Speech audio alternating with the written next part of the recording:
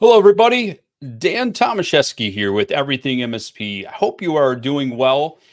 Thank you for attending today's event. We are going to be talking about today, we're going to be talking about solving the SIEM problem, a hard reset on legacy solutions.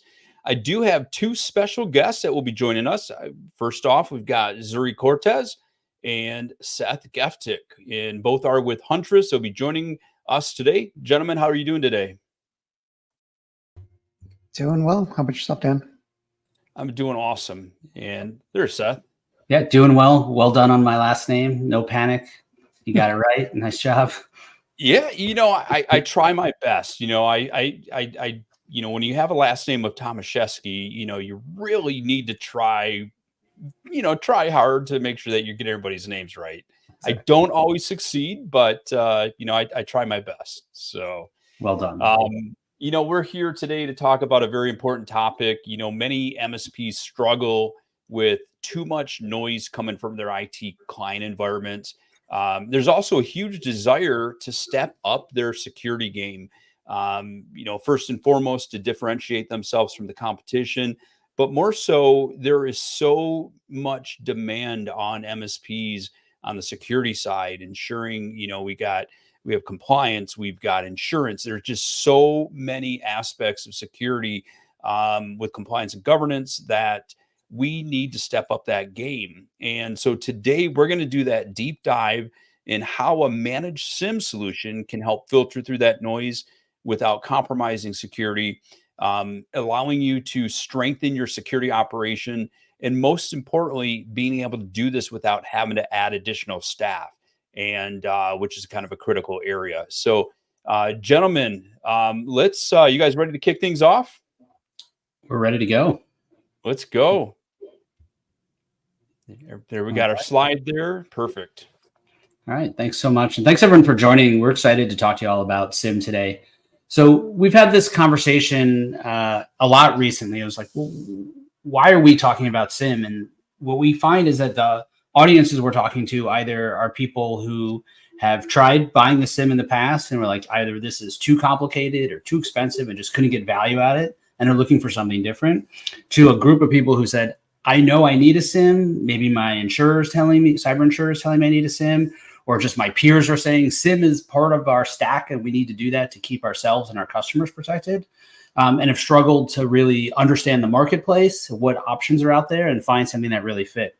So what we want to walk you through today is a little bit of the history, like how we got here. We find that it's helpful to know why SIEM came about in the first place in order to understand really why we're talking about SIEM at all. So it's not a new solution in the marketplace.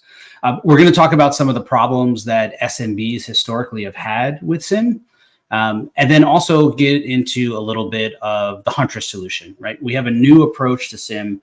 The reason we say a hard reset on legacy solutions is because we've looked at what historically SIEM vendors have done and not knocking them. I think they've done well for the audience that they've built their products for, but they haven't built them for MSPs, and that's become blatantly obvious to both us and to MSPs alike. So go ahead and Great. So there we go. Let's flip through some of these slides here. So love to know if people are familiar with SIEM. So why don't you guys tell us in the chat, the comments channel, like, hey, is this something that's new to you? Are you a SIEM user, or are you looking at SIEM for the first time? Kind of like which of these areas you're at. It'd be helpful for Zuri and I to kind of frame some of our conversation here. So as everyone go ahead. Yeah, well, while we're looking at that, can you give us a little background as far as the maturity level of an MSP and those that have a SIEM in place? Yeah, what we see for those who've had a SIEM in place tend to be a little bit more mature from a security mature perspective. Sure. Historically, SIEM was a tool that people have put in place to kind of be the command center for all their security data. That was the point of it, was to collect all these logs, aggregate them, and find interesting things in the data. And certainly a lot of organizations said, like, if without a SIEM, I don't really have a security command center. So I wouldn't necessarily say a SOC, because that's sort of another level of maturity. But we've seen most MSPs don't have a SIEM at all. Either they're doing some sort of open source backhanded version of a SIEM to collect logs, or they're just saying, we don't do it today. We don't collect logs at all. Sorry, would you agree with that? Yeah, I would say those are pretty common place responses from an MSP, right? And you've got a bunch of disparate log sources of data that are out there.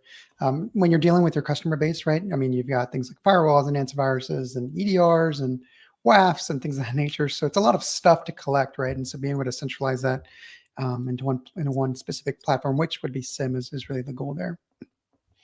Yeah, and I think just to add one last point before we move on, is we take a look, and a lot of conversations we've been having about the MSP space is just the whole commodity of it, and and we have to adjust and adapt our business models to ensure that we don't become a commodity.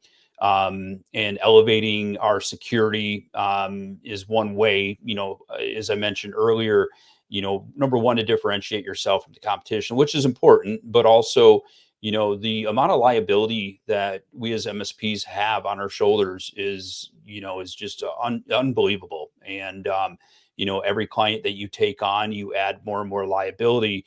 And if you don't have all the proper policies, procedures, tools, and technologies in place, the risk to you as an MSP, it just gets greater and greater. So, putting in place, more advanced security components like a SIEM surely helps us take it to that next level and, and diminish any kind of commoditization of that.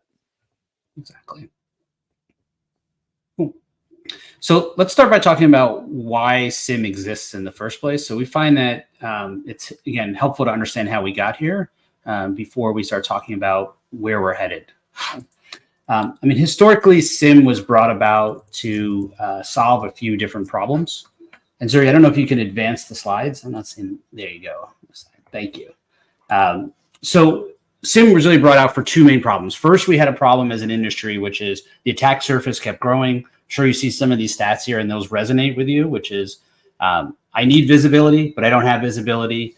Our reach, everything we're doing is completely reactive and we are exposed all over the place. So the problem we have is getting bigger, right? So SIEM came along and said, great, we can collect logs that give visibility to a breadth of things happening in your environment. The second problem that MSPs and organizations of really all sizes have had is what sometimes Zuri and I call the C word here, which is compliance. It's sometimes can be seen as a dirty word because there's so much guidance and regulations that we have to adhere to now that it's really difficult to stay on top of it. And one of the most common ways to do that is to collect logs to prove, yes, we do have a security program in place. We are covered. Obviously, that doesn't mean that you are necessarily secure, but you have to have those minimum standards in place. So SIEM has historically been used not just from a security perspective, but a compliance perspective to collect that information. But so we have security, we have compliance. How do we do it? Let's throw the kitchen sink at the problem, so to speak. And what we've seen is organizations kept generating more apps in order to collect data, in order to have an idea of what's going on in the environment. And then now we have a mo data, mo problems problem. So I know like here at Huntress, we have a little over 400 employees. I think we have well over 700 apps within our company. And so being able to keep control of all of that information is just like a fool's errand, so to speak. And I'm sure all of you have that exact same problem. So we've generated a lot of data and now we have a sea of data that we are now drowning in, right? And so SIEM was trying to say, okay, we could help here. We have the SIEM historically and SIEM categories. They merge together and basically merge security value in there, security, looking for security events within the data, and compliance, which means we're storing logs in order to prove that, yes, we have security and we meet those C word standards that we're looking for. All right. So SIEM was born, right? And you could read the description here. Solution that helps organizations detect, analyze, and respond to security threats before they harm business operations, which you could probably argue is the same description for any product any security vendor is trying to tell you, right? So it's this very ubiquitous category where we're collecting a ton of information. The SIEM came along and it's, kind of an OG security product. It's been around longer than EDR, XDR, MDR, all the DRs. It was the precursor of that. But it hasn't really worked, and it definitely hasn't worked for SMBs and MSPs that support them. So Zuri, I'd love for you to walk through like where SIEM is today and some of the things we're seeing there. Yeah, I'm sure. So when you think of SIEM, right, there's really, I would say, three problems that it was trying to solve, right? The first one was, how do we centralize a lot of that data that's out there, right? I mentioned it earlier. When you've got lots of disparate sources of data that are kind of floating out there and an incident happens, you tend to kind of have to jump to each one of those components to really look at the data. And so what we wanted to do is kind of figure out a way to kind of centralize everything so that we're just looking at really one screen or one source of truth when it comes to the data.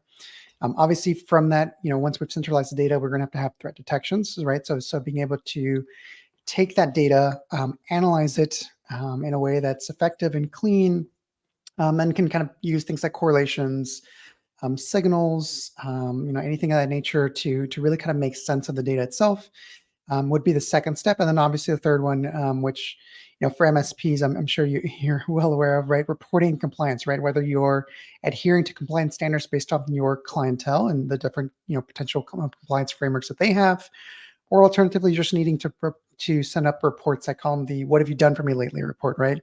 Just saying that, here's what we've done within the last 30, 60 days, and kind of delivering on that. So I would say these are the problems that typically SIEM tried to solve. Now, with that came some problems that it created. The first one is you kind of have to do all the work, right? So if you're an MSP and you're familiar with SIEM, I would say you are familiar with this you're pretty well familiar with this. You have to do a lot of the work when it comes to SIEM, right? And that means the upkeep, the maintenance, the creating the correlation rules. If you're kind of in a DIY situation where you're doing it yourself, that requires a lot of time. And so, if you're just starting out as a smaller MSP, or if you've been doing this for a long time, it still is going to require a lot of time on your staff to actually have to manage and tune the SIEM itself if you're doing it yourself. Obviously, with that, you have to bring the experts, right? So I would say expertise is one of the things, either you have it or you don't, right? And there's no kind of in between there. And so if you have a SIEM expert, those people are worth their weight in gold, because typically they kind of take one of two paths, right? They either go down the road of what I did, was becoming a solutions engineer for a vendor, or alternatively they can just go to another kind of major corporation and become a SIEM engineer for them and kind of go from there, right? So they're hard to find, and they're hard to keep. So that expertise is sometimes lacking in the industry, and then obviously it's going to cost you, right? So when it comes to costs, the general kind of go-to for SIEM is going to be data ingested, data cost. So 183,000 is the number you're seeing there. I always joke with Seth that if I had $183,000, I'd probably buy myself a McLaren, not a SIEM. But that's just me. I like how you say joke as if you're not 100% serious. Yeah. Right. I definitely would. Yeah. But the goal here, right, is that these are the problems that SIEM created, right? Number one, you have to do all the work. Number two, expertise. You got to find that and have to hold on to that. And three, if you're not like me, you're not going to buy a McLaren. You're going to have to put that money into SIEM. That's the other problem as well. Ultimately, I would say if you could summarize the problems of SIEM and say, okay, well, what is SIEM potentially going to cause within my organization by acquisition? It's these three things, right? Number one, you're gonna have to solve for complexity. It's just a complicated tool or solution if you're outsourcing. So with that is going to come a lot of the ingestion of log data, analyzing that data, making sure that that data is actually being funneled to you, understanding what type of data you want to collect from. So there's a lot of complexity that comes with that. Because it's a lot of data, then that creates noise, right? So I'm sure you folks are all too familiar with the rabbit trail of incidents and alarms that usually are surface within SIEM that you kind of have to chase down, and all to find out that it's probably not a big deal. Potentially, it could be it's something major potentially as well, but there's a lot of noise that comes with that, right? And obviously the problem with that is you don't want to train your staff to essentially ignore the SIEM, right? Where it's like, well, everything is a critical incident, so nothing is one, right? And so obviously the noise is going to come with that. And then cost. I mentioned this earlier. Most SIEM vendors out there are going to charge you by cost, which means that data coming in is going to be data that you're going to be charged for. And so when it comes to looking at how much data you actually want to bring in, yeah, it's great to bring everything under the sun and kind of collect that into SIM, but there's going to become costs with that as well. So Seth, I'm just curious here, we kind of talked about the problems with SIM. Maybe you can touch a little bit more on kind of why the current legacy model SIMs have kind of failed. Yeah, so one of the reasons we built a SIM at Huntress is because our customers and our MSPs that we support demanded it, right? It's the number one thing we heard for several years, which is, hey, Huntress, we love you for EDR, we love you for identity protection. Can you help us with SIM? Because we are struggling here.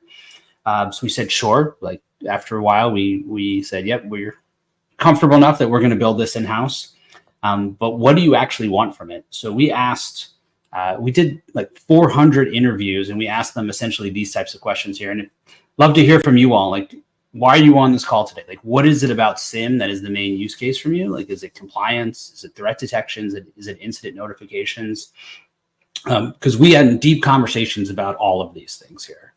But what we found was when we asked people, and they could select more than this, not shockingly, the number one and number really 2 and 3 options here is we need this for threat hunting and detection. We want to find incidents that go beyond just what an EDR could detect, and we want to look at it across our environment.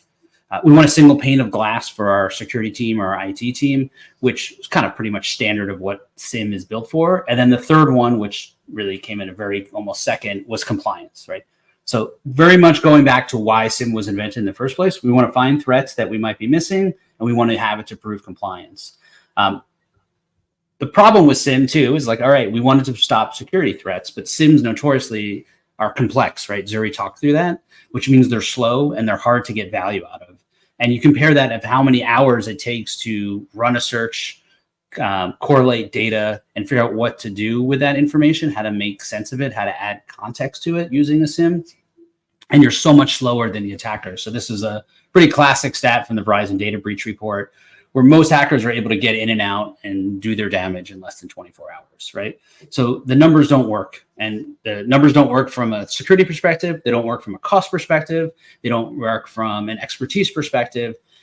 And we looked at this and said something absolutely need to change. And we can't just, when we set out to build a SIM, like we are not out to build another Splunk. If you want to buy a Splunk or a large SIM, there are plenty of well-established vendors out there who will happily sell you a very expensive SIM product. We wanted to reimagine the way SIM is done and do a reset on what people's viewpoint of the SIM marketplace is, which brings us to what Huntress Managed SIM is. So Zuri, why don't you walk us through what the actual offering is here? Yeah, sure. So Seth stole a little bit of my thunder, as he likes to do. My job. He hit the nail on the head, right? What we didn't want to do is create another SIM, right? I mean, if, like you said, if you want just a SIM, kind of generic, you can do a quick Google search. You can find plenty of them.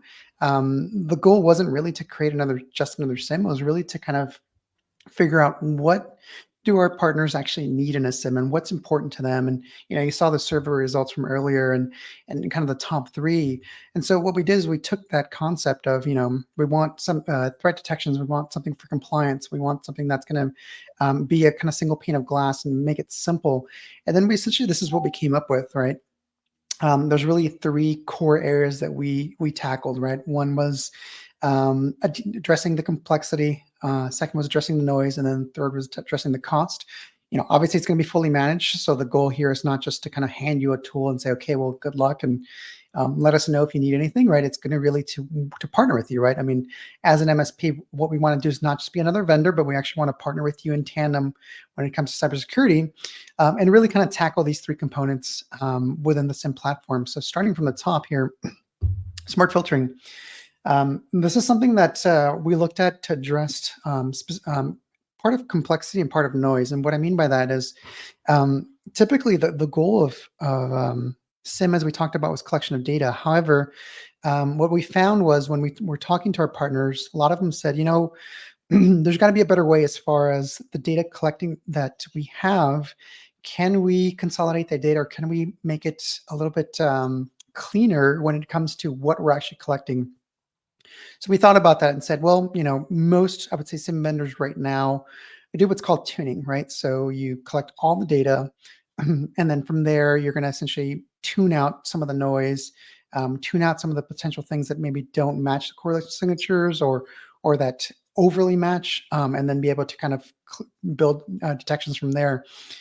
We said, well, why can't we just do it in the inverse, right? So why don't we just essentially filter a lot of the data that's needless from the start, that way creating some, much complete subsets of data when it comes to security events specifically, and kind of omit a lot of that noise that potentially isn't really necessarily needed. So that's really kind of how smart filtering began, right? As we started to look at the different events that are out there and say, is this event potentially something that's needed or not? Perfect example of that would be, for example, like I'll pick on Seth here because he's our VP and that's what I do. Every time Seth logs in, there's an event that's created that says, Seth's grouping is, obviously he's probably in the executive leadership. He's in the marketing department. He's in the marketing leadership department. And whatever other groups he's in. So that event, while in and of itself is fine, the question has to be asked, is that something that potentially we need to store long term? Now, if Seth went from being a regular user to domain admin, yeah, that's probably something that's of concern. Believe me, I would be concerned. So from there, what we want to do is really kind of make sure that those kind of security events are logged, but not necessarily kind of the events not necessary, right? An event of what groups Seth belongs to in and of itself, probably not too critical. There's other ways to look at that event, right? Like Seth moving from a regular user to domain admin, right? There's other ways to do that, but that kind of is a good example of something that we would filter out and kind of be able to omit and kind of not have to deal with long term, right? So to kind of give you a better kind of visual of what this looks like, if you look at this mapping here, everything in red is what you would see is typically things that you would have collected on a normal day-to-day SIEM. Green is actually the post-filtering of events that have happened. We're just tailoring the security events. So if you took this and just thought about the cost, if you have SIEM now, and you thought about the costs that you're being charged if it's data ingested currently, and you compared the red to the green, obviously it's very clear right away that you're going to be saving quite a bit of money just by omitting a lot of kind of the traffic that's out there that potentially isn't needed there. Seth, any additional thoughts here? Yeah, this is like, if you're sitting there and listening to this and like, so what? Doesn't everyone do this? Actually, almost no one does this, right? So the way smart filtering works is usually SIEMs collect every piece of information they possibly can find, as Zuri said. They then charge you for that information. And then that's so overwhelming complex on the back end, they tune it out and they get rid of the data then. So the vendors are incented to collect everything because they charge based on that. Right. We looked at it and said, this isn't really helpful information. Why do we want to collect this and jack up the price of our product? And MSPs, that's not really their business model. So smart filtering was a very simple concept that completely changed the game when it comes to SIEM. Yeah. In fact, that's what I was going to say is, this has got to be a game changer for MSPs that, have known that they need to add a SIEM, but have been reluctant because of the amount of, the cost associated with all the noise coming through. And let's face it, you've got enough noise if you're, going through and you've got a variety of monitoring sets within your RMM, you've got a large amount of noise there that, over time, those MSPs have, either identified ways to be able to sift through that properly. But, when you're talking about adding even more noise, and you're thinking, we're already strapped as it is. From a staffing perspective, we don't have enough talent and, we're pulling our hair out all day long. How are we going to do this? And, you no longer can ignore it, right? Because, when it comes to, the governance and compliance, it's something that you can't just say, well, someday we'll get to it. Yeah. And, the next question is like, well, how do you know what to filter out? Right. First of all, we're not a data collection company. We're a security company, and we're not a SIEM. We're a managed SIEM. which means that our SOC, the same SOC that manages 3 million plus endpoints and 1 million identities for our MSP customers around the world, are the ones looking all the data here. So they are the ones who know this is the data I'm going to look at and will be helpful for me, both from a detection and investigation perspective. And this is the noise that I either will never, ever look at and sort of filter out, tune out immediately, or the odds of it being helpful are extremely limited. So we're kind of both optimizing for complexity and also optimizing for value here. So, and where do you think we sit right now as far as going out there and trying to secure new managed accounts? If somebody's looking at a couple different MSPs, one has a SIEM, one doesn't. Are we at that point right now where that one that has the SIEM in place is the one that's going to get the business because the client is saying, this is what we need in order to, secure our organization, manage compliance, and so on? Yeah, I would definitely say so, right? I would say there's two factors that come into play right off the top of my head immediately, right? One is compliance, the other one is cyber insurance. And we're seeing the rise of those two things significantly. If you're, we call it the C word, like Seth said, but if compliance is not a factor, chances are you probably are going to be looking at cyber insurance potentially itself as well, right? And one of the requirements for cyber insurance is you must have a way to consolidate data, have someone look at it, and then notify someone from that, right? So, an MSP that has SIEM is going to be much more lucrative and attractive to that potential buyer that's looking to actually add in cyber insurance as well. Yeah. And we're transitioning to that point where, you either step up your security game or you need to move out of the way. I truly believe that that's what we're facing. If not now, very, very close down the road here. Absolutely. So I would say if there's a hype slide, this is it. And the reason why is because the way we built our SIEM is in layers. And what I mean by that is MSPs, I mentioned it a little bit a while ago, they needed a way to consolidate data and for two reasons. One, to kind of aggregate data into one location. And then what we saw from our partner base specifically at Huntress was compliance just kept coming up over and over and over. And we didn't have really a way to address that. Obviously, we have the EDR, we have ITDR, and we have security awareness training, but there was no way to kind of store data long term. And so, really, that's one of the main reasons why we had to move in the direction of SIEM. Now, once that was established, which is now, the next step was then taking the data that we're seeing there through the smart filtering and saying, okay, from now that we've got a good subset of data and we're storing it for compliance, now let's build threat detections on top of that. And so you see the coming soon marker there. Coming soon is actually by end of this month, early next month. So it's not something that's like, years away. It's something that's coming relatively soon. We've been building those as capabilities specific to things that are pretty pertinent out in the market right now, right? Things like potential brute force attacks, things like firewall detections. Those are going to be things that we're going to be building over time. And so as we've now settled on these are the subsets of data that we can collect from, and this is how we adhere to compliance. Threat detection is something that we're rapidly moving towards and being able to address that, obviously tying into the SOC at Huntress, and then being able to do that in 24/7 format. And a follow the sun model as well. I think we've got 3 SOCs, one in the US, one in the UK, and then one in Australia. So, we do that follow the sun model. And it's worth noting that, everything we do at Huntress is managed. So the threat hunting is part of the standard offering. That's not an additional cost for us to do threat hunting. That's just something that we will do for everyone. Yeah, and again, when we talk about a game changer, we mentioned that MSPs are often strapped on the talent side.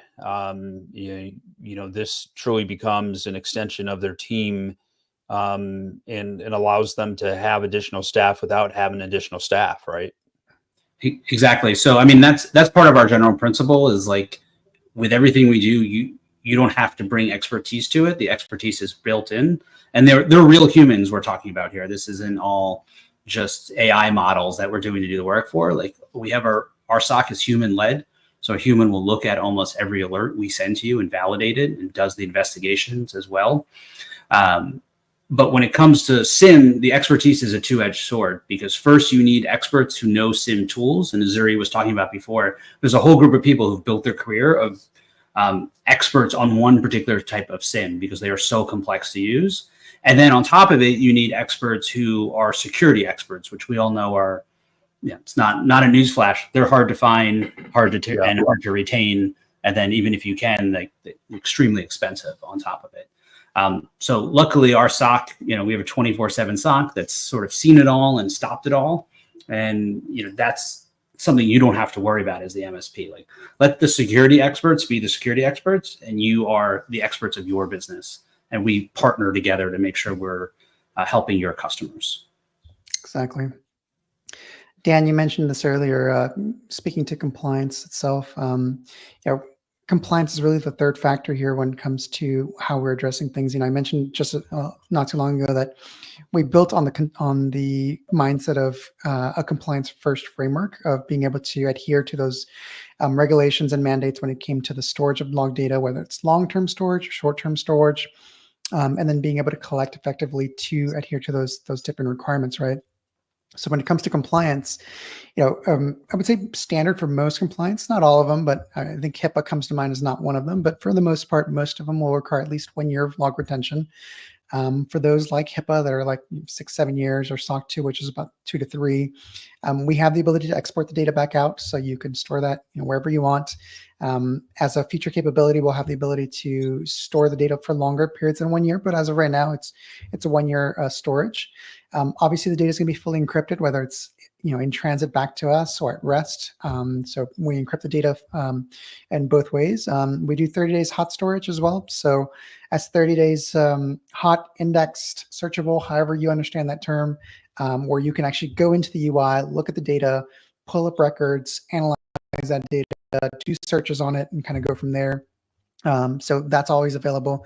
The UI is super simple to use. I know it's probably a little bit small, but that's actually a screenshot of the UI itself as well. And it's really easy to use, right? If you're familiar with like SQL search queries, you can use that. We're potentially looking at making that even simpler. But for right now, if you're comfortable with SQL, you can just plug in and go. And then, of course, compliance mapping to those different requirements that are out there that are pretty commonly seen, right? Things like HIPAA and PCI and SOC 2 and so forth are things that we really kind of want to map to. I would say if there's one point you take away, this is it, right? This would be the I would say elevator pitch slide of Huntress Managed SIEM here. Everything you see on the right is really the benefits you're getting from our SIEM, right?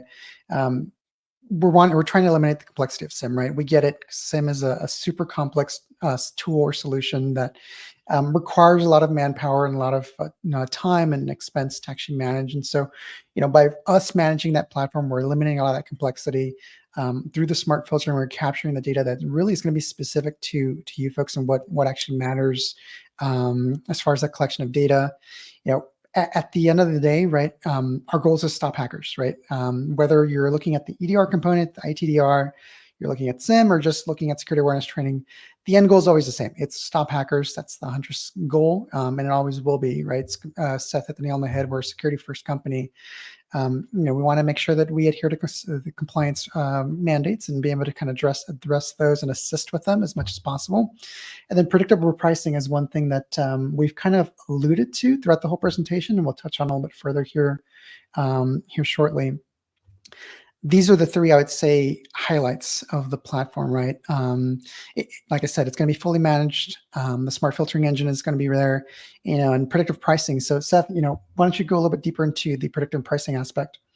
Yeah, so when we did those 400 interviews with folks before we built our product, obviously costs came up. Like, hey, we're looking at SIEM. SIEM's expensive. Can you build one that gives us the value we need in terms of efficacy, but is something we could actually afford? But the second thing that came up with pricing was just make it predictable. So I know no one likes that call from their vendor that says, hey, by the way, you used your extra data this month, so here's your bill, here's your surprise charge, right? People would rather pay more all the time than get the overage. I'm sure you have that same issue with your cell phone, right? Like, you kind of go with the unlimited plan just because there's nothing more stressful than when you like lose your power for a week, like because a hurricane hit, like speaking from personal experience, and suddenly you're like, oh, look at all the data I just used. Thank you for that $400 bill that I was not expecting. SIEM vendors are notorious for this. You have a noisy data source, you have a noisy user, and suddenly, boop, you had a big day, they're out of data, here's your overage bill. So in addition to making it a good value, people just said, please tell me what you're going to charge me, and just charge me that and keep that consistent week over week, month over month. And that's how we design this. So I know we get a lot of questions about pricing. We're going to go ahead and actually show you the pricing at some point here, because it is what it is. So we're happy just to not make you call someone and look at it. So we'll pop that up. And I just wanted to throw out, that predictive pricing. I do like that analogy that you threw out as far as cell phones. I'm old enough to remember when, you signed up for a cellular carrier and you might get 100 minutes a month, and you're like, oh, wow, I went over by so much and I've got this extra cost, and that unpredictability is scary, right?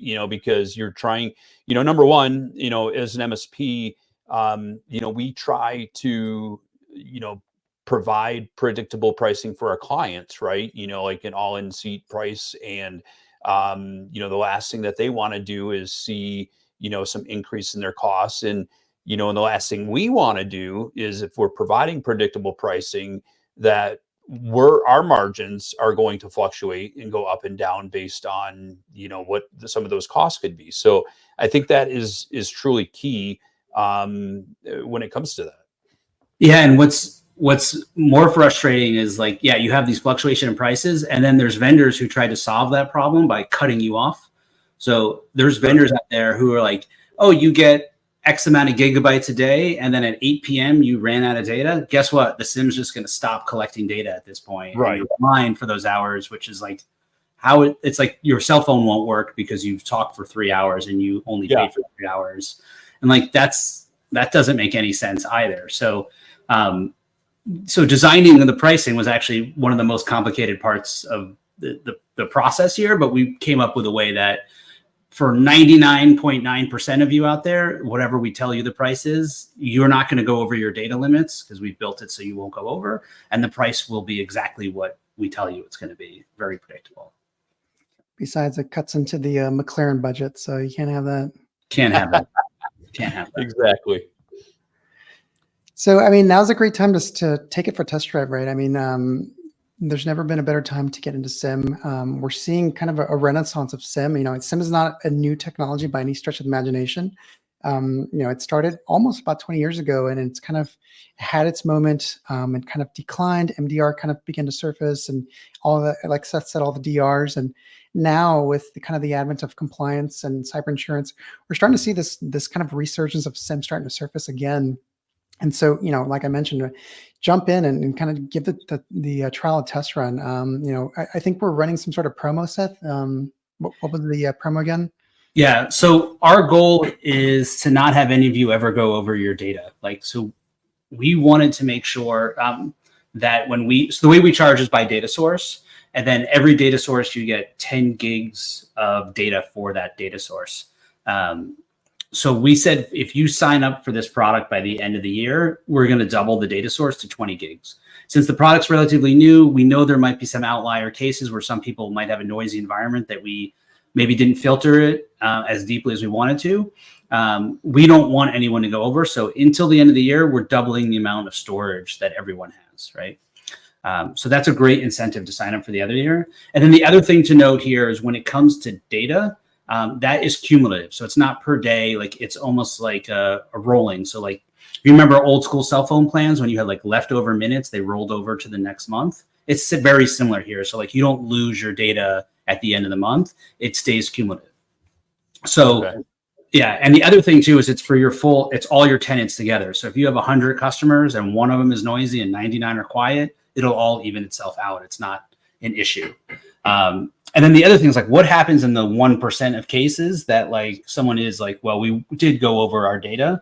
I think of our 400 test cases, 2 people went over our allotment, and that was at the 10 gigs limit. And that was before our filtering was really optimized. So it should be extremely rare situation. We do like a first in, first out model. So like if we collect a year's worth of data, we don't stop collecting it. We just prune the data or truncate the data at the back end. So we'll keep 11 and a half months worth of storage just to save the money in the end. So we'll keep the 30 days of hot storage always. And our goal is to keep the 1 year of cold storage, and eventually we'll add more long-term storage options. And then you might just have 11 and a half or 11 months and 25 days if you go slightly over at that point.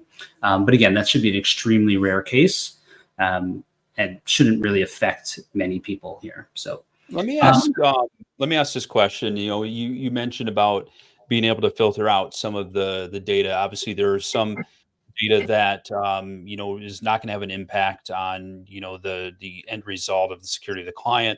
But also, are there other ways that data, the amount of data and that are actually more the amount of that noise can be diminished or reduced? You know, maybe from a configuration perspective of those devices, does that come into play as well, or not necessarily?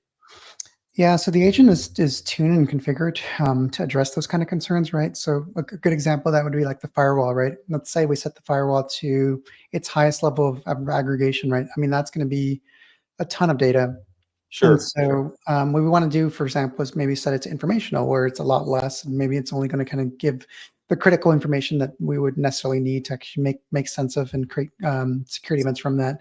So, I mean, there's a couple of different ways, right? The agent would be configured in a way to kind of address that, but also what we want to do is make sure that we work with our partners and with your customers as well to make sure that we're adjusting for those levels of noise so that we're not getting, you know, excessive amounts of data as well. Excellent. If that all sounds complicated, that's why SIEMs take 6 months to roll out. Is because you have to tune all that on the back end. With us, you know, we pretty much take care of all that up front, and it works as soon as you roll it out, which is a very quick process, as you'd see in the trial. So Dan, I know we've been talking for a while. I don't know if you had any questions for us. No, I mean, I think you guys have done a great job of presenting it. I mean, I think the, you know, things that, you know, the key points that we wanted to get across, that I wanted to get across to our audience is that, you know, first and foremost, you know, now is the time to truly embrace, you know, looking at your security stack. I mean, we should be reviewing our security stacks on a regular basis, first and foremost, because, you know, what worked yesterday isn't necessarily what's going to work today.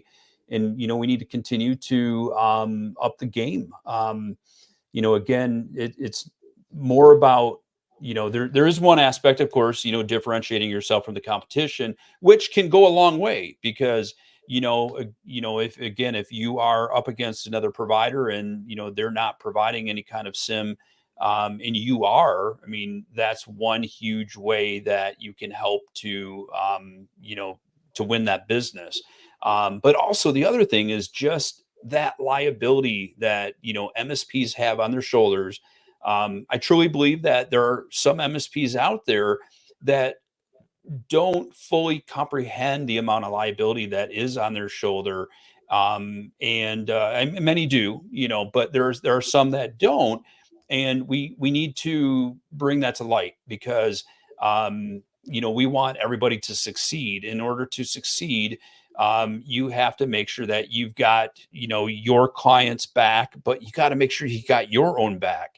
And if you don't, you've got a house of cards, you know, you're, you know, so close to disaster. And we want to make sure that, you know, you are protecting your clients and you've got the right tools in place, but also you're partnering with somebody that can give you, or provide you an extension to your team. Because we all know there's only so many hours in the day, and you know, our budgets, as far as, you know, you mentioned someone that has that SIEM experience, you know, to bring somebody on into your own MSP that has that SIEM experience is costly, very costly.